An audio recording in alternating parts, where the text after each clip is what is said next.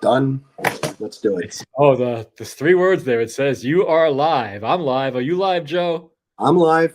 Hey, welcome to the Blather, the long-awaited return of the Blathering Boomer. I've been all over the place: Miami, Akron, St. Louis, back to here, and dealing with a whole bunch of real life stuff. But I really want to get this thing going. I know I only get a couple of dozen people watching this, but that's a couple of dozen more than nothing. And one of the main things about this podcast is there's a lot of propaganda out there and a lot of just outright lies. And the thing of it is, I believe in the basic decency of people, and I think people, for the most part, are a product of the information they receive. And if you're only receiving bad information, you're going to have bad opinions. Anyway, I don't want to stop blathering too much because I have a wonderful guest, Joey Meatballs, Joey Meatballs Boyle, and I've been looking forward to this for a long time. Joey, tell us a little about yourself. Well, I'm from Ohio, Akron, Ohio, born and raised. Grew up in a small little town. I graduated with 93 people, pretty much everybody that I went to kindergarten with. Went to Akron U, got a business degree, started out in art. My brother and my mom told me I'd be a failure and that I'd be a checkout clerk with an art degree. So I got a business degree, and I've been kind of in plant management, factory, supply chain management, and I'm currently at a really good company right now. I'm a gay man. I grew up in a time in the 70s and 80s when that was frowned upon, and your parents would say things that if they ever found out their son was gay, they do certain things, and it was scary, but I prevailed, and they call me a gold star gay, actually, because I've never touched a woman. So I'm very proud of that title, and I wear that badge very well. But that's me. I mean, I grew up in a very conservative. My dad was a John Kennedy Democrat, and my mom was a Ronald Reagan Republican. And Dad said when a Democrat was in office, he had 2 brand new cars in the garage and a house, and he worked for a company that paid very well. And my mom grew up on the opposite side of the coin, where she was more conservative. She was not a wild child at all. She thought Elvis was vulgar, and in 1957 she was 17. She was more of an Everly Brothers type of woman. So 2 totally different, separate parents. So it's been interesting, but here I am today. I'm alive, and I'm very happy. I can relate about the college thing. I was a freshman in college in 1971. So like everybody else, I was going to be a psych major or maybe a sociology major. And my father said, no, you're really good with numbers. Be an accounting major. You will always have a job. So he was right. He was right. I've been through a lot of ups and downs, which I tell a lot of stories on this show. But my accounting degree has always kept me employed one way or another, and it led to me being where I am now. So I definitely read. So I was an accounting major, theater minor, and I dare say I'm the only one maybe ever who had that combination. That's fantastic. You could sing the tax results to your there client. you go. But you mentioned that you're gay, and apparently you might be under some kind of major threat to your reality. So I'm going to share my screen because I'd like to get your reaction to these fine ladies talking about what they think is going to happen if a certain person is elected president. So here we go. Take it away. It's not even the same level of this. Not to be outdone, Whoopi then claimed that Trump would round up journalists and gay people if allowed to take power. Let's watch. I'm going to be, on day one, I'm going to be a dictator. Who says it to you, tells you, I'm going to put you people away. I'm going to take all the journalists. I'm going to take all the gay folks. I'm going to move you all around and disappear you. If that's the country you want, you know who to vote for. If that's not the country you want, you have to make a decision. All right. Well, look. Okay. Oops, I gotta stop. No, stop talking. I'm not good at this. Where is that stupid link? Oh.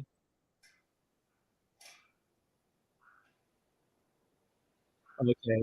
How bizarre that I've lost. Oh, here we go. There. I am a boomer and I am learning how to use StreamYard.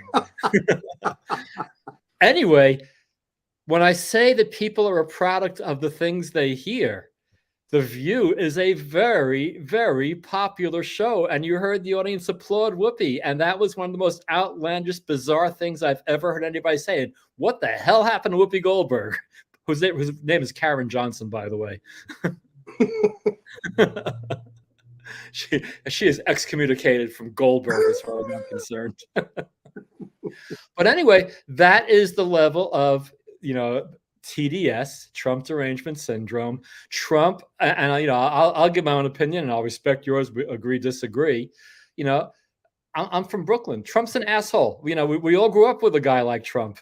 He'll say whatever he's got to say to further his way in the conversation.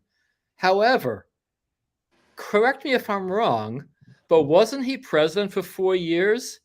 And aren't you sitting in the free state of Ohio right now, not rounded up, not interred, not anything? So I don't understand how they could say all this horror is going to happen if Trump becomes president. And what kind of sucks for me, ever since 2016, if I said anything in defense of Trump, I would always have to preface it with, I'm no MAGA Trump supporter, but this is unfair. And it's kind of how I feel now, all these prosecutions, et cetera, et cetera. So we have a race now in 2024. Apparently, Biden is not letting go. He wants to be elected for a second term. Trump is the presumptive nominee now. I mean, he kicked Nikki Haley's ass in New Hampshire. Everybody's saying she should drop out. It seems fairly clear based on the information I have, because I'm only as good as the information I get, of course, that she's only in there in case Trump goes to prison or gets killed and she's in second place and therefore will get the nomination, because she has absolutely no path to being nominated over him. So what this leads to is the potential of a three-way race: Biden, Trump, and RFK Jr. And I'm just going to real quickly show my back fence. Whoops. There it is. There we go. So that's the back fence of my house. Now, that being said, I'm not a hardcore Kennedy supporter. How long do you plan on that staying there? Or do you think it's going to get stolen? It's been there for an amazing amount of time. It's been there since, oh, wow. Well, we're in January now. I think it's been there since, well, I haven't been speaking to the person who put it there since October 7th. So it's been there since before October 7th. Yeah. Well, that's good. That's surprising, actually, because, now, But here's the thing. So let me ask you, 2016. You remember 2016, right? Mm-hmm. It was Hillary and Trump. Mm-hmm. What were your thoughts in 2016? How'd you vote? If you don't mind sharing. I can't stand the Clintons. I can't stand them. And I've seen all the corruption, and don't call me a conspiracy theorist, but there's been a lot of deaths around them. And I can't handle the Clintons anymore. Hillary, I mean, she's not real. She doesn't know how to human. And I voted for Trump. I'm like, you know what? He was right. There's a swamp. And this was the queen bullfrog in the swamp, Hillary. And there was no way I was voting for her. And I think a lot of the people in my area were thinking the same thing. I mean, she's just unlikable. So I voted for Trump thinking we need a change. Anything's better than the Clintons again. I don't want Bill back in the White House, chasing around whatever. But, I felt good. And I told people that I voted for Trump. I'm like, I'm not voting for the Clintons. I'm not doing it. And I was ostracized by a lot of my my compatriots that, are gay. And they're like, well, how could you? How could you? He's a he hates gays. I'm like, he's in the hospitality industry. That's built on the gays. That's built on my people. And, it's like the pyramids, and the Egyptians built the pyramids We built the hospitality industry. And it was ridiculous to me. So, I mean, I said what I said and I did what I did. So I didn't vote for Trump in 2016. I voted for Jill Stein. But what I came up against, and maybe that we have similar stories. Well, for me, it was vote. If I vote for a third party, that's the same as voting for Trump. We have to do everything we can to keep Trump out of office. I actually was talking to I was on the 1984 Nobody for President campaign tour, and when it came out that it was going to be Hillary and Trump in 2016, I went to those people and said, "Hey, let's." I'll finance this. Let's dust off the bus and get that nobody thing going. And I'm not going to mention the name of the person who was kind of the head guy of it, but he said, no, I got a call from, I'm not going to mention the name he got a call from, but it's a very, very high profile political activist, former congressional candidate person who said, no, we have to stop Trump at all costs. And I was ostracized to this day by many of my close friends because I voted for Jill Stein. But here's the thing. Hillary could have won had she listened to Joe Dente. Now, why? Like, what did Joe Dente say? Yeah. Who and why? Who was Joe Dente, you might ask? Yes. Yeah. It sounds like you have to ask that. Who was Joe Dente? Well, I actually have, if you don't mind spending 6 minutes checking this out, I have a clone who will talk about how if Hillary listened to Joe Dente, she would have won the 2016 election. Wow. So, by the way, what do you think of this shirt? You know, Mike, I didn't want to talk about it. It's kind of the white elephant in the room. I mean, you look like Jimmy Buffett's uncle in that shirt. I was afraid of that. Stephanie's always telling me I look better in Hawaiian shirts. I figured I'd dress up for the occasion. No, anyway, great. Well, on that note, you're like an Asian Tom Selleck. All right. Well, great. Let me. So I'm going to disappear us for about 6 minutes and share this. Thank you, Black and Boomerang. Hey, love the Hawaiian shirts. So here's the story. Let me give you the cast of characters. You got Joe Dente, kind of a mid-level mafia type, but he's kind of the head mafia guy in the facility. This is a medium security facility. You have a big dorm, and then you have rooms on the side. So this one room had 4 people in it. One was Joe Dente. Another was this kid, Fred O'Neill, kind of a wannabe gangster, social climber in that part of the world, pretty much a ne'er-do-well and not very smart. You had this guy, John, I don't remember his last name, ex-cop, and you had this other guy, David Shake and Bake Bowman, who is the main player in another story that I will definitely tell in this series. Some people already know the story about him. So anyway, that's the room.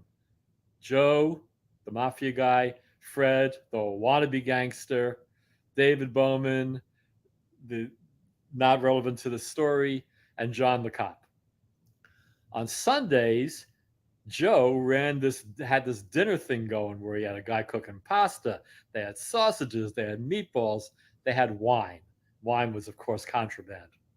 And this happens every Sunday. I actually got invited once or twice, which was a great honor. And they loved having me there because I was demonstrably pleased with the quality of the food. And anybody who cooks loves it. They get nachas when somebody likes their cooking. Not the point.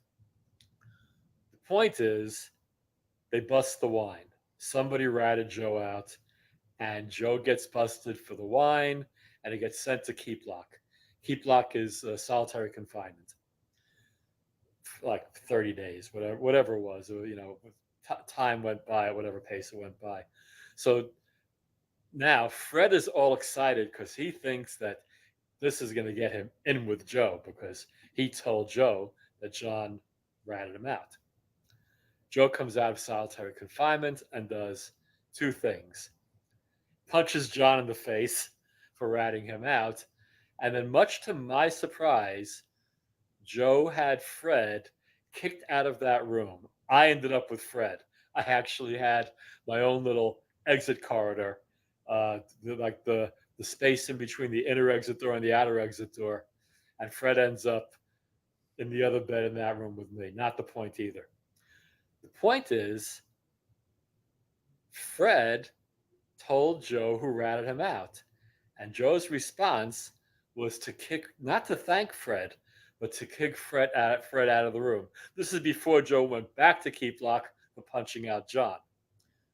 But if I was bewildered, why did Joe kick Fred out? And then somebody explained to me, because Fred had established himself as a rat.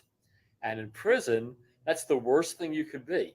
You share any information with the guard whatsoever, even if it's to somebody else's benefit. And, you share information with the guard, it's to your own benefit. John ratted out Joe for the wine. I guess John thought that would get him some grace with the guards. But Fred ratting out John to Joe didn't endear him to Joe. It told Joe that Fred was a rat.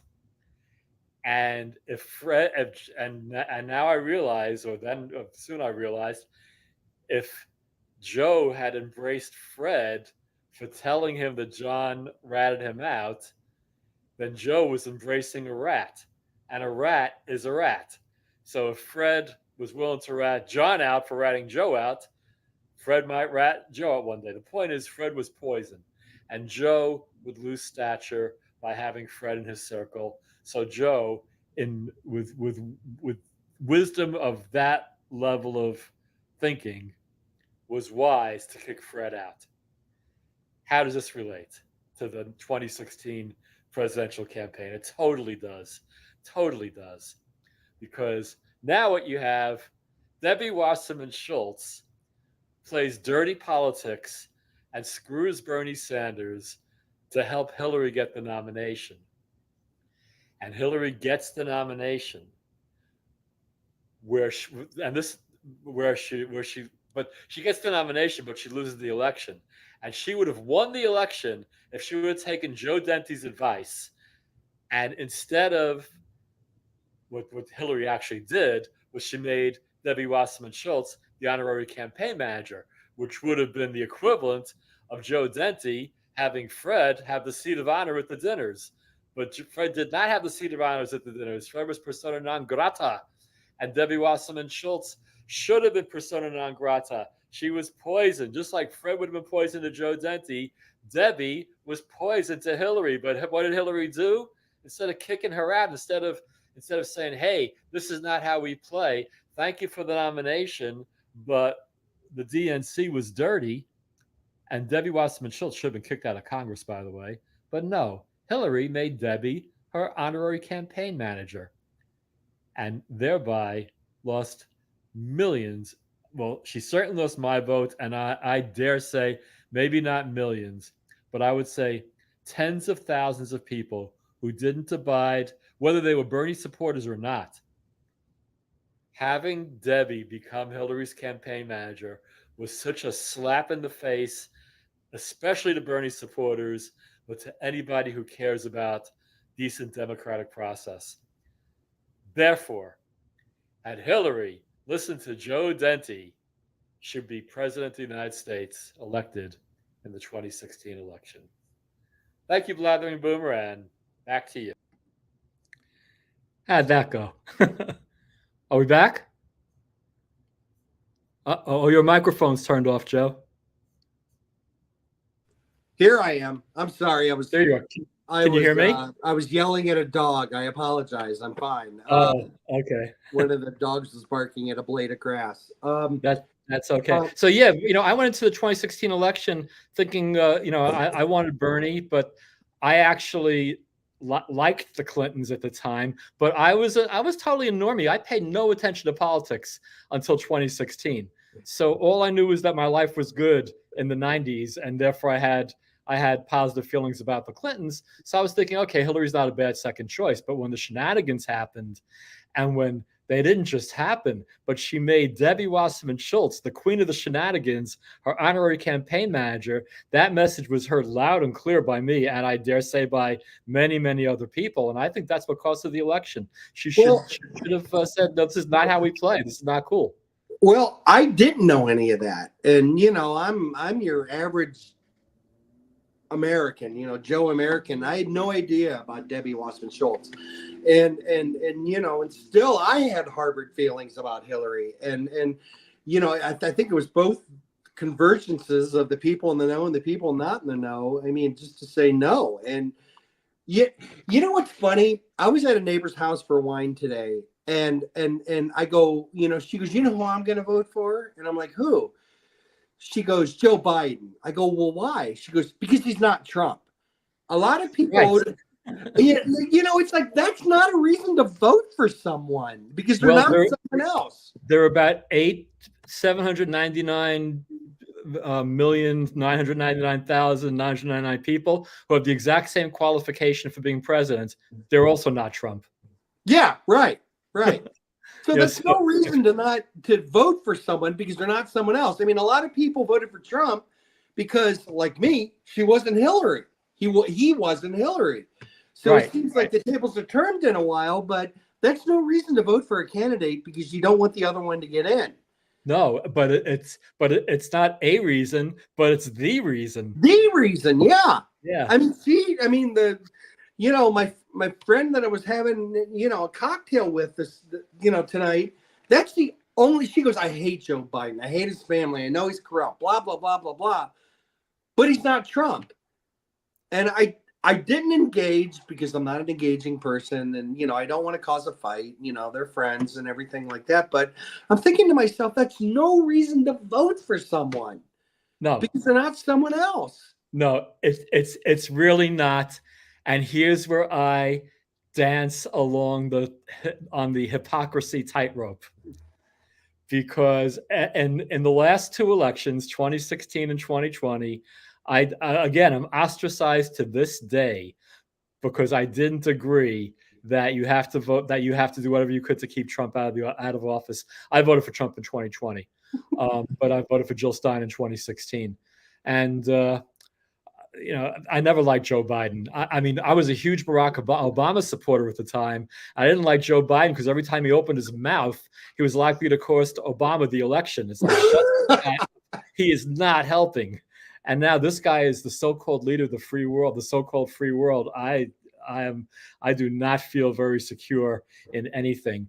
And again, I said it earlier in the show.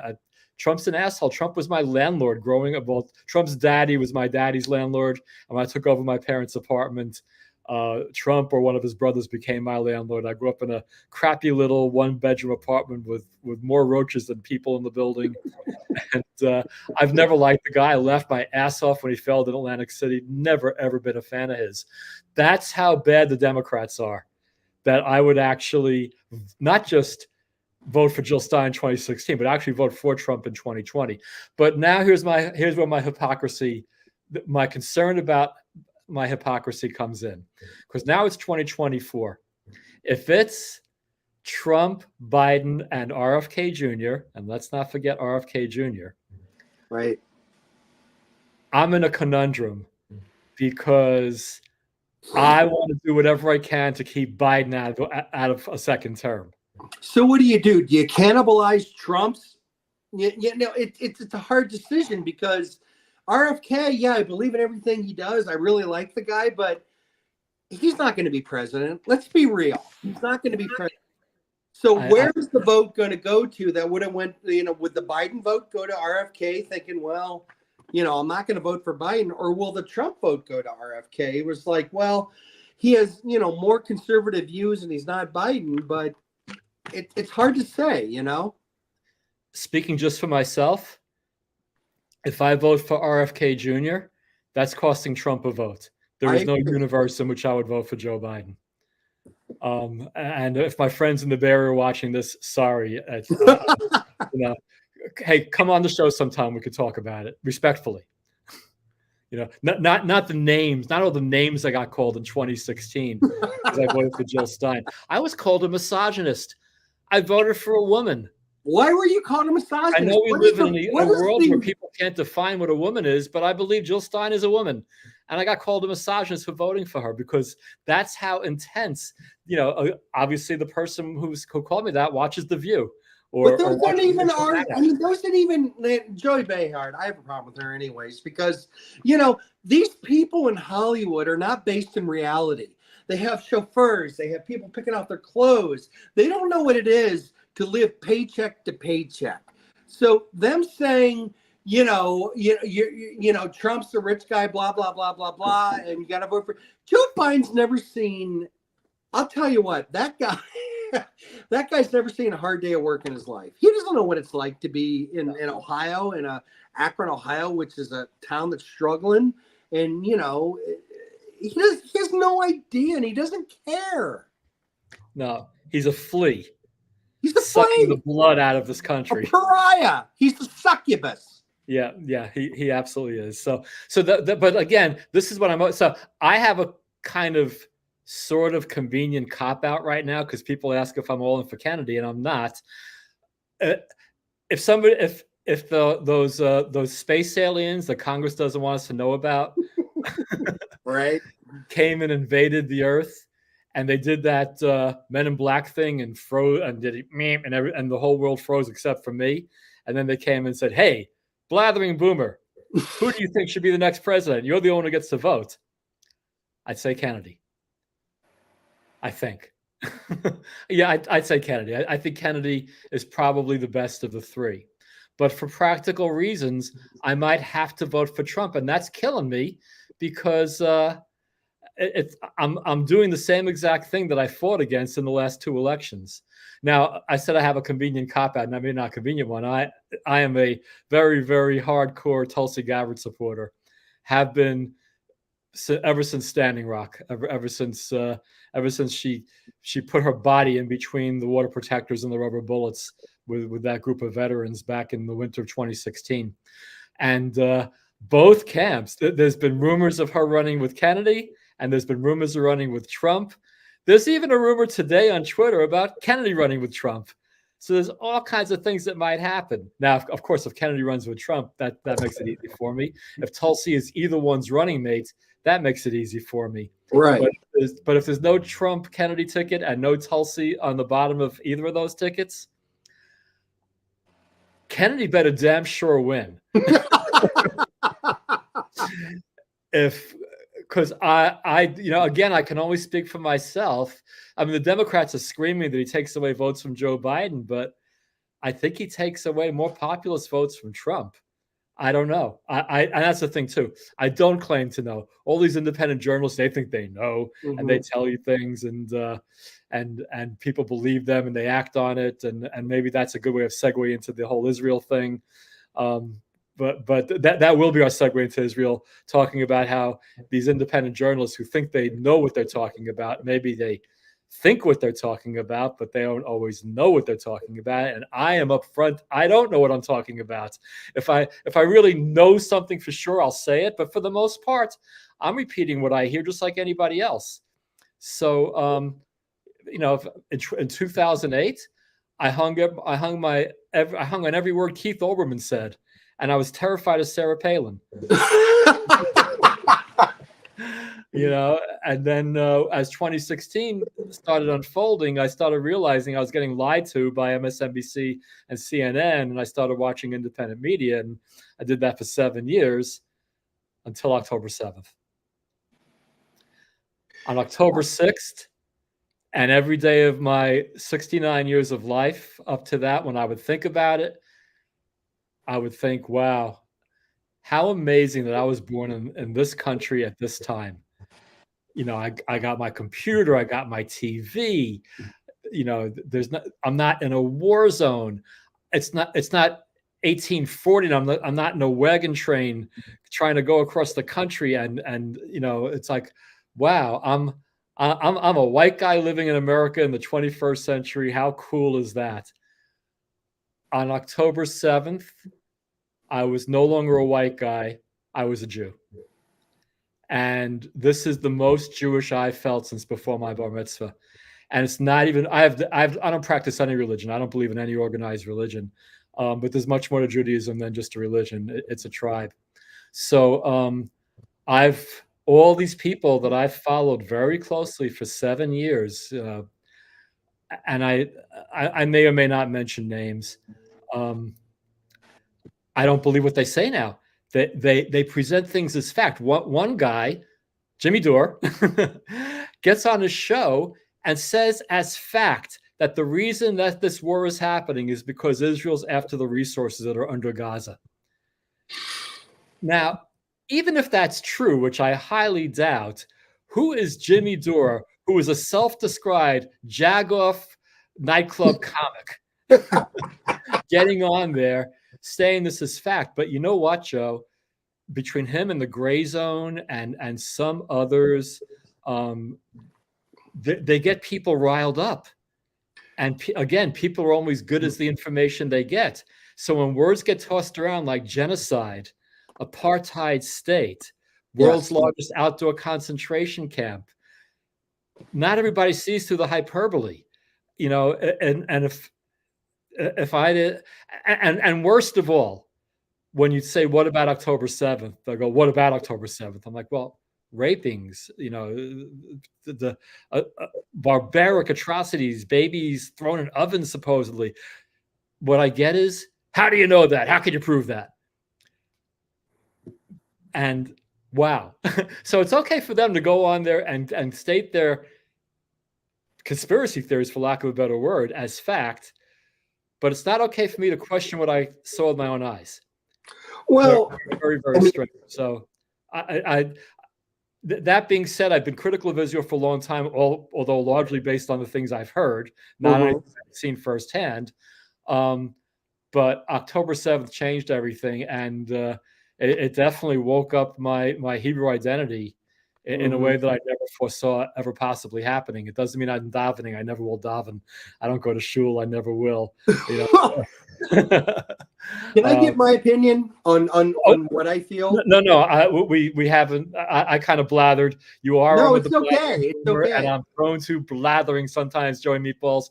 And I apologize if I filibustered here, but the floor is yours. Well, it doesn't need to be, but thank you, Mike. I appreciate it. You know, here's my opinion. I'm a German, Irish, American. You know, I have percentages or whatever. I'm a mutt, but I'm mostly German. Well, actually, German, Swiss, and Irish. And you know, when this whole October 6th situation happened, and it was horrible. It was freaking horrible, and I couldn't believe what I was seeing during a music festival and all this carnage. I mean, if you look at Israel, where it's located, and all of its neighbors who maybe don't think, you know, Israel is the best neighbor and everything like that, and you know, there's different beliefs and everything like that happening.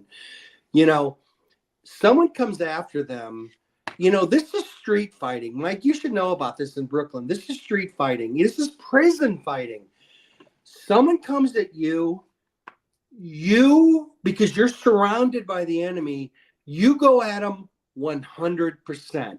You say to them and everyone around you, don't F with me. Don't F with me. Because if you do, I'm going to go gorilla, ape, whatever on you. And Israel has to do that. They have to just completely show that if you F with us, you're going to be in big trouble. And, you know, these little sects and these little groups and everything like that. I mean, you know, they're like, well, you know, whatever. No, they are in a pond of piranha. And they got to show, you know, we're not going to back down. And you know what? I commend that, because if they were to show weakness, they're going to be consumed very, very soon.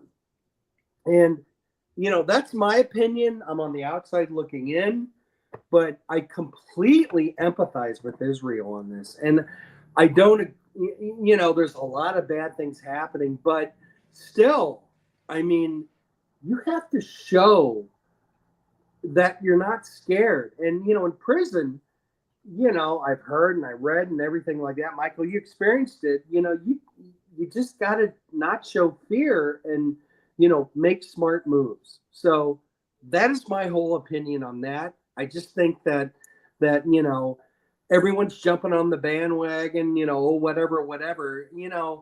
They're a small fish in a big pond. And God bless them. I support them 100%, Israel. And it's a statement. They're making a statement, and I think it needs to be made. In doing the show, I try to maybe not necessarily be neutral, but I try to embrace both sides of the argument. The Palestinian side, from my experience, is so intensely hyperbolic, deceitful, and manipulative that just in trying to stay neutral, I kind of have to appear to be pro-Zionist. I mean, well, and actually that's another question too. I'm maybe maybe straying from the topic, but maybe not. What is a Zionist? Because there's kind of let's, without me even giving you choices, what do you think a Zionist is?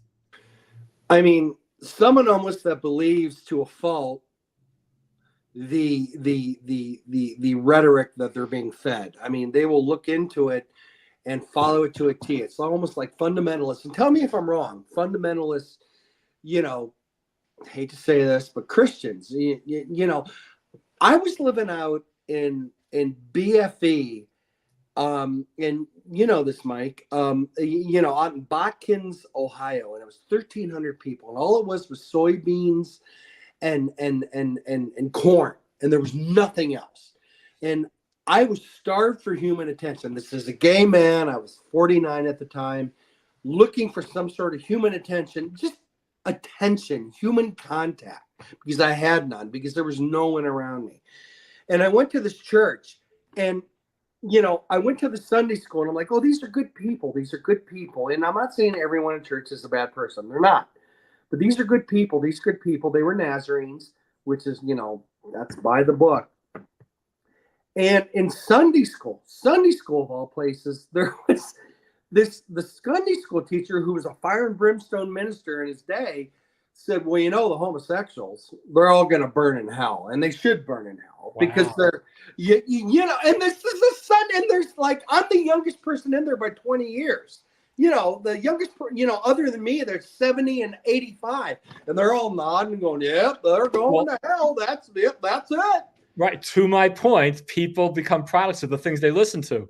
Absolutely. And there he was. Absolutely. You're right.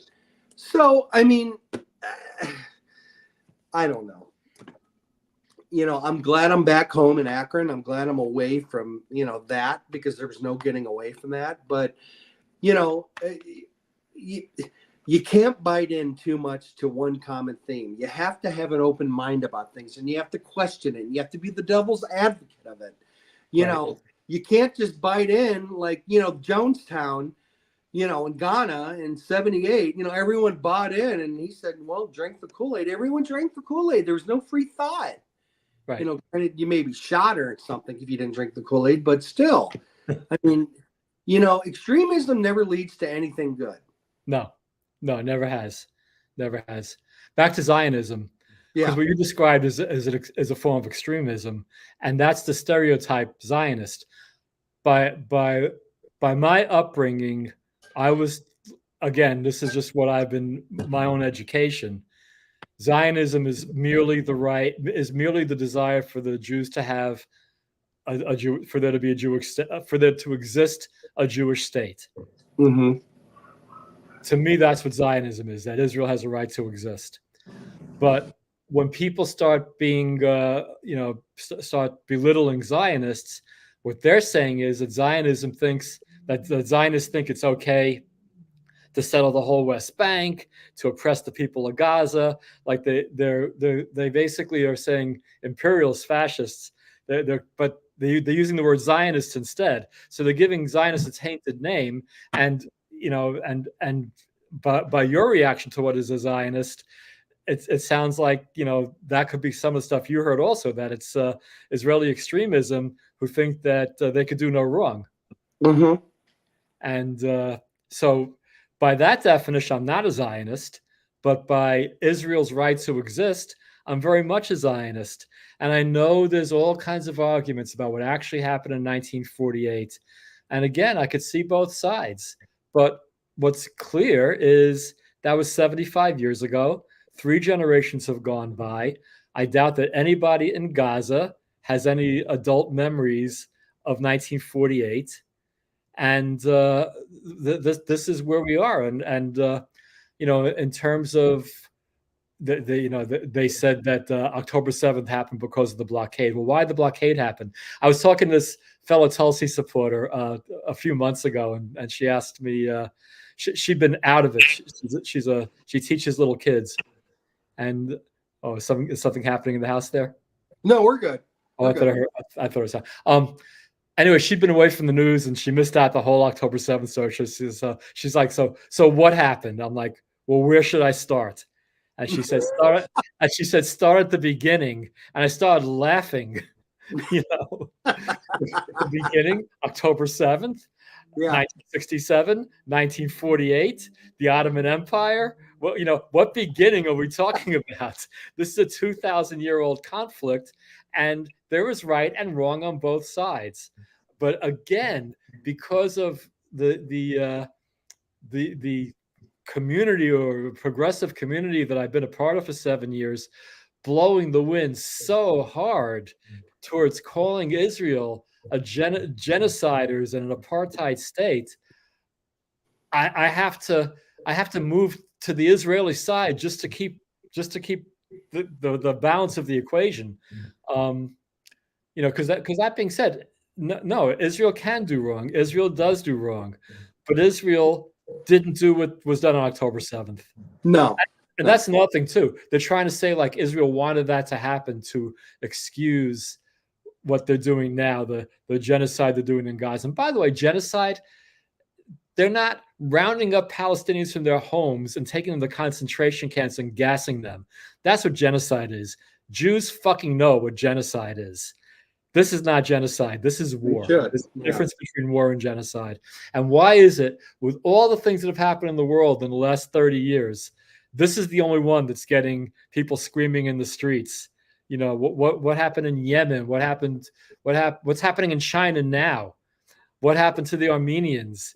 There's been all kinds of things happening in the world where one ethnic group goes against another ethnic group. But somehow, I know how I'm going to sound right now, somehow when it's the Jews, it's not okay.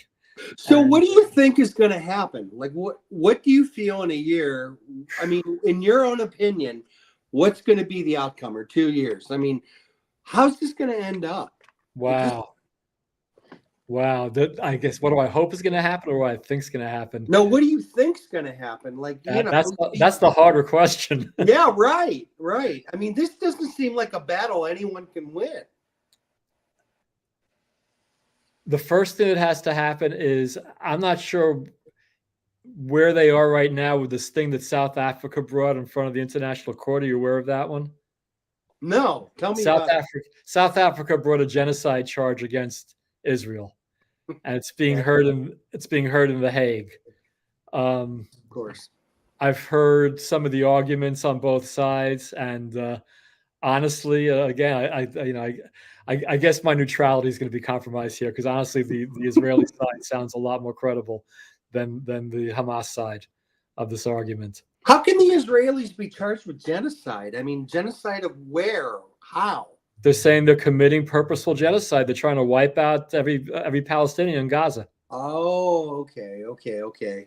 But we don't think about that. Arms were hidden in the bottom of hospitals, and hostages were hidden in the bottom of Palestinian hospitals. Somehow that fails to get mentioned when you watch The Gray Zone or Jimmy. Yeah. So we don't talk about Couch or proven film footage of that. By the way, we have a watcher. Somebody's been watching us for a while now. Make yourself known. Come say hi to us, whoever you are. Is this Stephanie? Come forth. We'll see if we get a comment. I'm not sure. Yeah. I doubt. of course, as soon as I look to see who's watching, I always lose my train of thought. Anyway, it's an ongoing conversation. What do I think is going to happen? I don't see a good outcome to this. Do you see just the complete? I mean, Israel's looking like a big bully right now, and they're looking like they're just beating the hell out of Palestine. But I mean, at one point, you got to say, okay, we're done, or it's over, and this is the outcome. World War II. Japan and Germany surrendered. And that's what Israel wants. Israel's spokespeople keep saying, if Hamas would lay down their arms, surrender, and turn over all the hostages, the fighting would stop immediately. But Hamas. So why isn't that happening? Why isn't that happening? Because Hamas seems to have a lot of the world on their side right now, and Israel's losing the propaganda war, which is why I have this podcast. Actually, I felt again. I got one person watching now. When this gets posted on YouTube, I'll probably get 20 or 30 watchers. I might get more because you're on. Go on. And by the way, I hope this is not the last time we do this. This is good. I'm venting. I like it. I kind of view you as an everyman. I'm an everyman. Because every man, the normies, are going to decide who the next president's going to be. You're right. It's not going to be these comic book journalists or whatever they are. And again, I followed them devoutly for 7 years that I'll never get back. And I'm guilty of believing every word they said until October 7th. And then as soon as I started looking at them through a different lens, I started to question everything. Right. And so it's my second reformation. Is that the word for it? So I went through a reformation, if that's the right word, in 2016, where I stopped believing mainstream media, MSNBC, CNN. I realized those are just propaganda networks. I turned to independent media, followed them for 7 years, and now I realize they've become exactly what they made a name for themselves by criticizing. I know I say that on almost every Blather cast, but the point being, they have a very loud voice. They get thousands and thousands of views, and that's the other thing too. These people do that for a living. I can't be demonetized because I'll never be monetized. I don't make a penny off of this, but I did see somebody talking about the propaganda and saying, we all have a part to play in this struggle, and pushing back against the propaganda is significant. So this is my tiny little podcast, that part of the podcast, pushing back. I also like telling my prison stories. I like trashing woke people. I like trashing Democrats. See woke people. And I like talking to people like you. It's I'm hoping to do this, if not weekly, at least regularly. I think that'd be a lot of fun.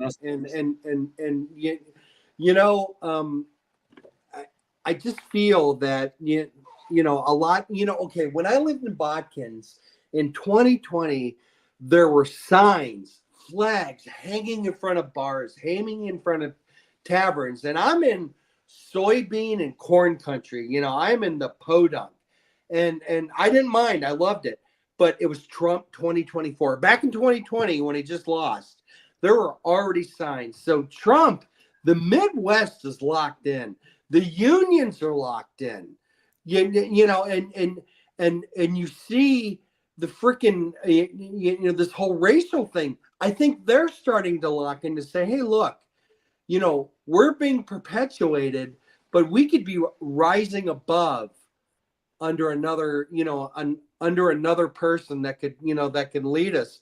And I'm in Akron, Ohio right now. We're a fun town, we're an artistic town, but we used to be the rubber capital. We lost a lot of industry, and a lot of my parents' friends lost their jobs, and we're looking to take care of ourselves. We don't care that we're sending more money over to the Ukraine, which, in my opinion, you know what? We're done. We got to take care of our own. We have issues in San Francisco and LA, Mike, in your neighborhood of homeless, just completely overrunning.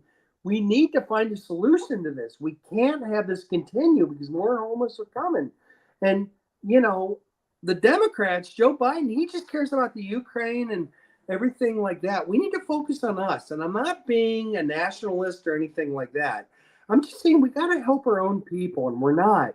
We're ignoring our people. We have people flooding in illegally that you know, I'm all about immigration. I'm an immigrant. I'm a child of immigrant, twice removed, whatever. But we got to do it the right way. And we just can't have the floodgates being opened and people that pay tax and everything being rejected for things. So illegal aliens can come in and live in their quarters or do what they, whatever. We're Americans, and America needs to take care of America. Yeah, granted, we are, the world's watcher, but there comes a point where we just got to pull it back in and say, look, we need to focus on us right now and take care of everything. And, I'm sorry. Well, is this what you're talking about?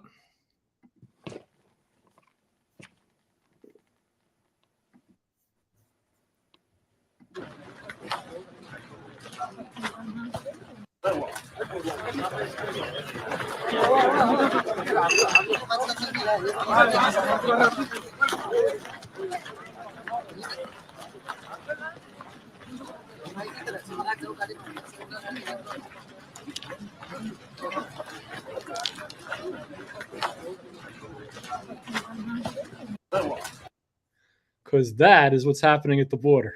Michael, did you see any mothers? Did you see any children? No, I was going to ask you the same thing. Those are all. No, I didn't see that either. So what is happening? Right. It's scary. It's, and you're right. Well, it's scary. And you probably don't even know about this, or maybe you do. Greg Abbott, the governor of Texas, put up razor wire to try. Yes, I do know about this. It's in the Constitution. I believe it's Article 1, Section 10, but don't quote me on that. I've only heard it. I have not read the Constitution. But there is something I've heard, because again, I want to make sure that my echoes and my facts are separate from each other. So I've heard from more than one source that it's in the Constitution that if the federal government fails to protect a state, the state has a right to defend itself by calling up its own National Guard. Biden is suing. Well, the Supreme Court, in a 5-4 decision, decided against Texas having a right to defend itself. And there's something now about the Biden administration suing Texas. There's a letter that's been signed by 25 Republican governors. Every Republican governor, except the governor of Vermont, have signed a letter in support of Texas. And apparently the Supreme Court has said that Joe Biden could send in the National Guard to cut down the razor wire. Now, again, this is me watching the news and repeating what I've seen. I've not been to Texas except to change planes. In Dallas, maybe, or Houston? Yeah, I think one time in Dallas, one time in Houston. Me too. Yeah, I've not been to El Paso, so I can't speak from experience. But some people have been there. Robert Kennedy's been there. He did a documentary film. Stephanie and I went and saw him present it. Elon Musk has been to the border. And by the way, just to touch for one, speaking of Elon Musk, just one last thing about Israel, because you were saying Israel's kicking the shit out of Gaza, and they are. Elon Musk went to Israel and visited the kibbutzes, and he was on a talk show a couple of nights ago, and he said, when there's a fight, the weaker person isn't always the good guy. And that's an interesting statement, because I don't know about you, but I've always rooted for the underdog. If there was a fight, I'd always, we don't like bullies. We want, we want to take care of the indigenous, of the oppressed, and so there we are with that. I don't know what's going to happen. So what do I think is going to happen in Israel? God, I think this is just going to drag on for a really long time. Mm-hmm. And I guess I can't say anything like I hope, because you're saying, what do I think? I think it's going to drag on for a really long time. A lot of people are going to die. That a lot of people have died. A lot more people are going to die. And at some point, I'm sorry to say this, I think it's going to be Munich 1972 all over again. Oh no.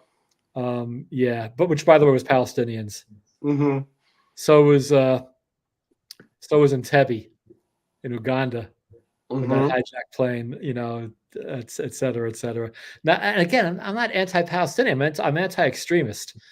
So what I think is going to happen is a lot of people are going to die, and I have very little hope for any of the hostages coming out of there alive.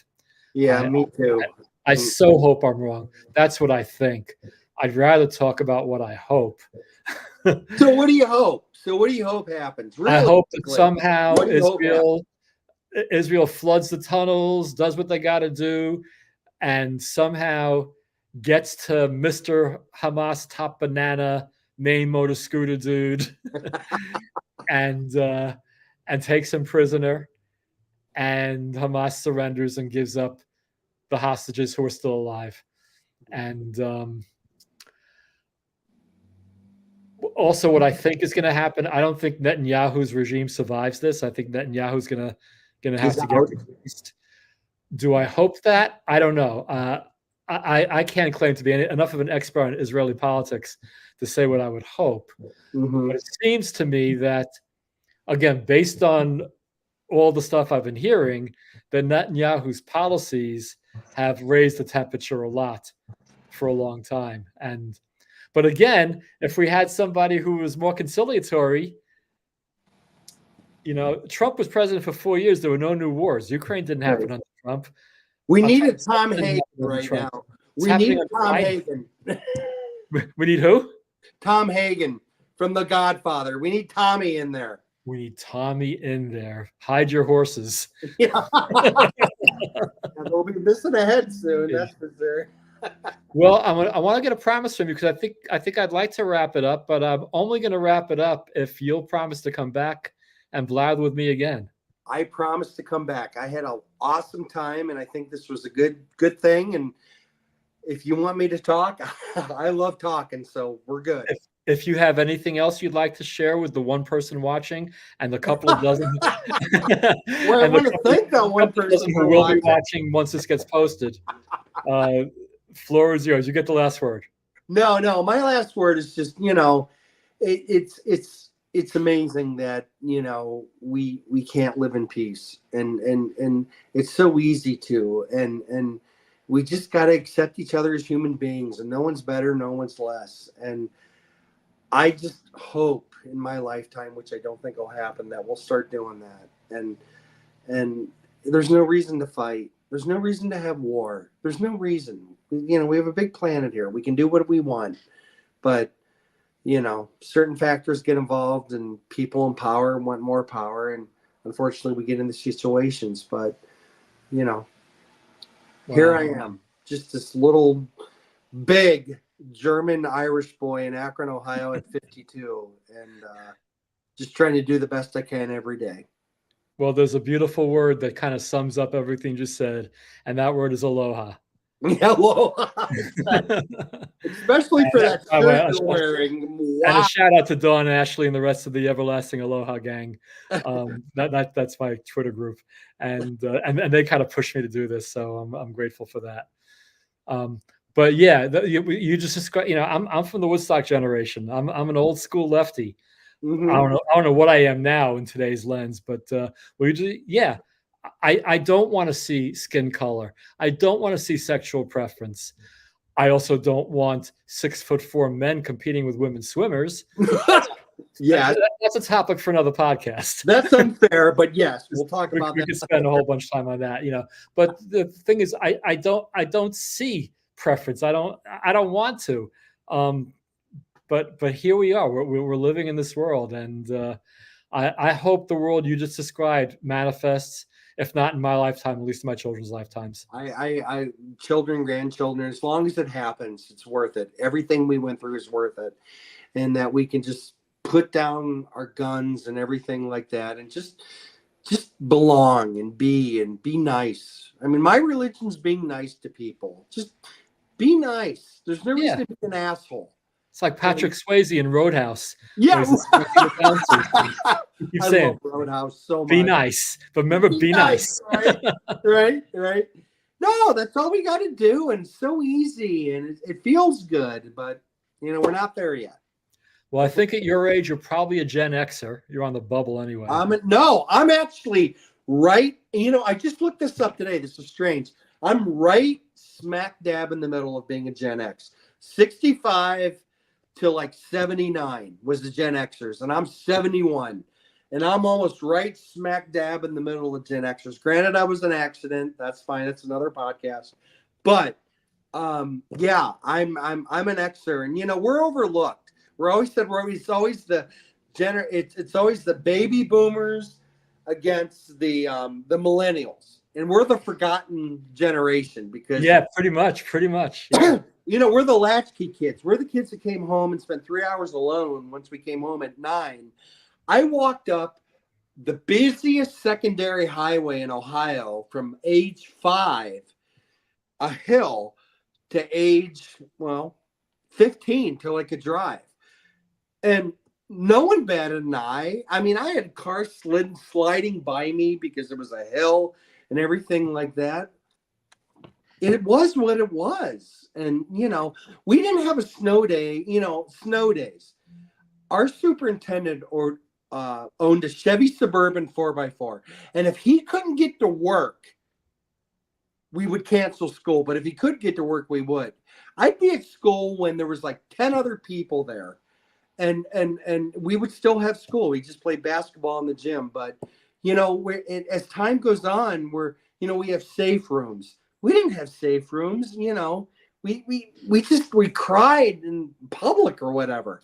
But right. I'm worried about the millennials, the wires, and everyone else, is that we're not as strong as we used to be. And that makes me sad because we're America. We should be strong, And anyways, sorry. I think social media has done society a bad disservice.